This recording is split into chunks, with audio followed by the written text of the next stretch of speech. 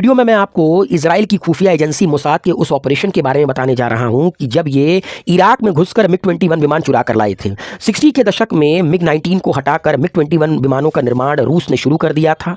यह supersonic jet category में आता था जो दुश्मनों को चकमा देने के लिए जाना जाता था और रूस मतलब तब वो यूएसएसआर कहलाता था। तो यूएसएसआर से इन्हीं विमानों को खरीद कर इजराइल के जो पड़ोसी मुल्क थे जिनसे उनकी दुश्मनी थी लाइक इजिप्ट, सीरिया, इराक, वहाँ की वायुसेना इजराइल को नुकसान पहुंचा रही थी मिग-21 से। इजराइल ने मिग-21 का तोड़ ढूंढने के लिए ऑपरेशन डायमंड लॉन्च किया। इसके लिए 2 अटेम्प्ट किए गए। पहला अटेम्प्ट फेल हो गया। दूसरे अटेम्प्ट में साल 1964 में मोसाद ने इराक के एयरफोर्स में एक पायलट हुआ करता था जो बाई रिलीजन क्रिश्चियन था, जिसका नाम था मुनीर रेडफ्रा, उससे बात की। मुनीर इराकी वायुसेना में पायलट था लेकिन नौकरी से तंग आ चुका था। उसे क्रिश्चियन होने की वजह से प्रमोशन नहीं दिया जा रहा था और वो इराक छोड़ना चाहता था।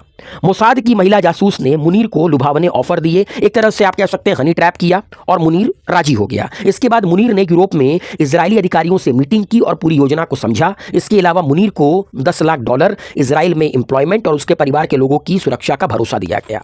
मुनीर जो अपनी नौकरी से परेशान था वो इस चीज़ को करने के लिए राजी हो गया। कहते हैं कि मुनीर जो कि इराक की वायुसेना का एक फाइटर पायलट था, 16 अगस्त 1966 को मुनीर ने मिग-21 में ईंधन भरवाया और योजना के तहत दूर पश्चिम की तरफ निकल गया।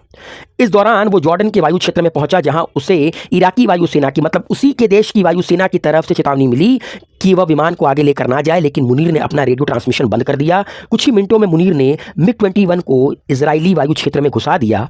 यहाँ पहले से 2 मिराज जहाज उसकी मदद के लिए तैयार थे। मुनीर रेडफ्रा ने मिग-21 विमान की इजराइल में सुरक्षित लैंडिंग करा दी और इस तरह से इजराइल ने ऑपरेशन डायमंड को अंजाम देते हुए मिग-21 हासिल किया ताकि वो उसका तोड़ ढूंढ सकें अपने पड़ोसी मुल्कों को सबक सिखाने के लिए।